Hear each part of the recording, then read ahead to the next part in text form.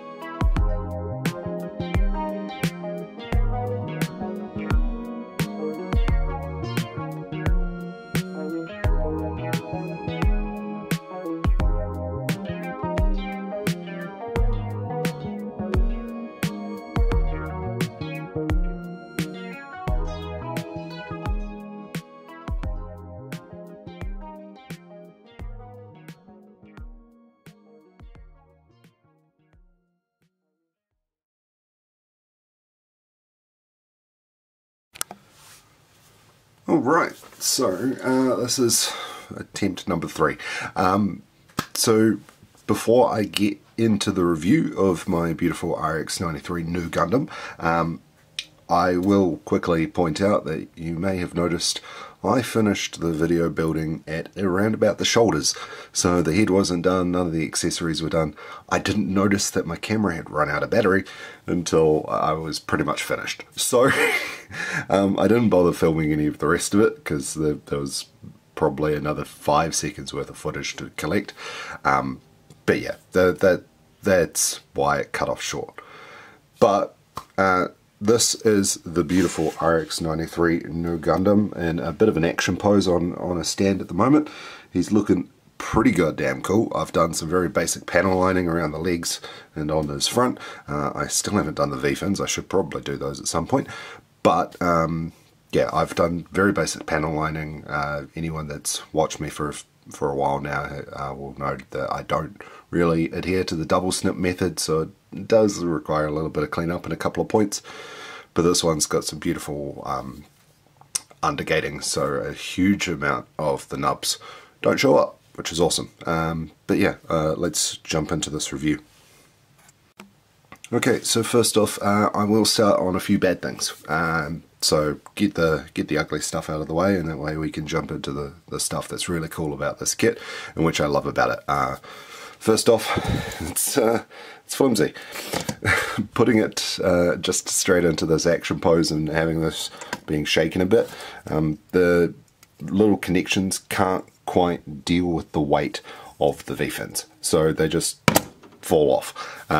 That's a pretty easy fix, so it's a pretty minor issue, but it is moderately annoying because you spend so much time putting it together and you get these little like 3mm things and they barely hold it together. So yeah, it's a bit annoying. Otherwise, you do have this little shield thing, which is a bit annoying. Of course, the one time I try to pull it off, it's hard. But yeah, the little grasp thing doesn't really hold too well onto the back of the arms here, and it does click into, like, there is little slots in the arms there, but I feel like it falls off way too easily and too often. And otherwise, yeah, it's mainly the V-fins and the accessories. They feel very last minute and not incredibly well thought out in comparison to like some of the other kits that I've come across, especially ones like the Dynamis, where it has like 3 different points to lock the weapon into the arm and stuff.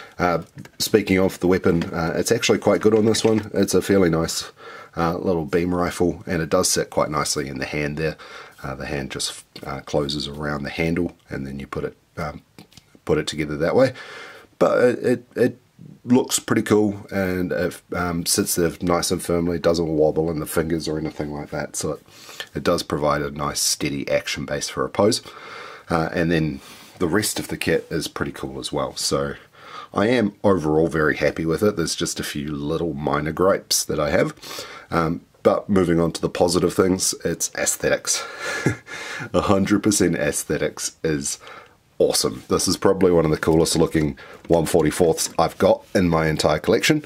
I do really want to get one of the larger ones. I want to get a master grade version of this kit, maybe the Verka, because it's just so awesome. It's a really, really cool looking mobile suit, and I'm a little bit disappointed in myself for not having it any sooner. If you are looking at getting the real grade, I definitely recommend it. It's definitely a really sturdy real grade. There's no polycaps or anything like that to soften the joints. So it does hold its action poses beautifully. But that also leads into another minor point as well. These V-fins, once it's all assembled on the back, it does make it very back heavy as well. So you do need to have it leaning forward a bit, which can kind of make your action poses look a little bit janky from some angles, but if you can have just a handful of the V-fins on the back and maybe have the others deployed on a stand or something like that, it probably won't look quite so bad. So it's a little bit easier to deal with. Anyway, I'm not going to worry too much about the articulation. It's pretty decent. There's not much of a rotation in the upper arms, so the actual arm itself can rotate a full 360, but not at the elbow joint or anything like that. But the elbow joint does have pretty good bend, It's a double joint bend, so it does come up quite nicely. He can do a pretty decent bicep curl. The legs you would have seen in the previous shot at the start there. The legs do bend really well, and they've got a pretty good articulation out as well. So he can do the splits if you really wanted him to.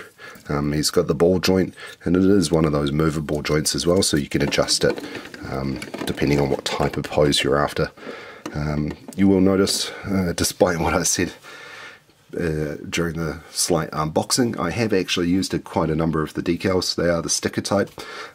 They are my personal preference. I find them a lot easier to apply with my big fat white person fingers, and I just don't have the patience for wet transfers, I guess, water transfers, or and the dry transfers sometimes I have a bit of trouble with. So the stickers I tend to find are the easiest ones for me to work with.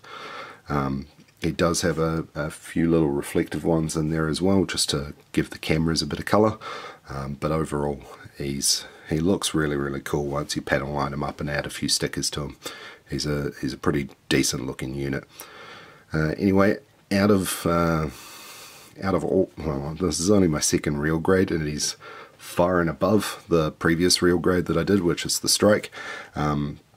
So definitely a solid kit, an easy, probably, let's go 8, maybe a 9 out of 10 if it weren't for the couple of little gripes. So an easy 8 out of 10. But just before I log off, let's do a couple of size comparisons. Okay, so first off, he's on a stand, which balances things out a little bit, but there's him standing right next to the Granddaddy, which is the 1 Year War version of the RX-78. So he's a big 144, he's very big. Considering the RX-78 isn't exactly the largest mobile suit in the world, the Master Grade Nu Gundam is significantly larger than the RX-78. There is a pretty sizable difference between the two. The next one that I'll bring in is a high grade, just so you can see a 144 scale standard. So that's the high grade Gym Command. That's a pretty serious size difference between the two units. Let's pull this out and push it back a touch so you can get a slightly better idea of the kind of size difference we're looking at there. Yeah, it's huge. Only just comes above his waist. And then finally, the last one is a 1/60th, so it's a perfect grade, and that is the Gundam 7 sword, which doesn't even fit in the frame. So there's a pretty significant difference. He is still a 144, but he's a pretty decently sized one. So yeah, like I said, an easy 8 out of 10. I'd definitely recommend it if you don't already have it. The Nu Gundam is a must-have pretty much for any Gunpla collector. So yeah, 100%. Get it, enjoy it, build it, and have a heap of fun. I'm probably going to get at least another one, so I can do some customization with it as well, because looking at this one, it would be pretty cool to be like all black and some red highlights and stuff throughout it, make it a real evil version of it, or a midnight version of it kind of thing. Yeah, so I'll leave you to it. Please, I'm still doing a bit of testing with my camera setup and everything like that, so give me some comments, some feedback. I desperately need it, just so I can know where to improve and how to improve. And I will see you in the next video.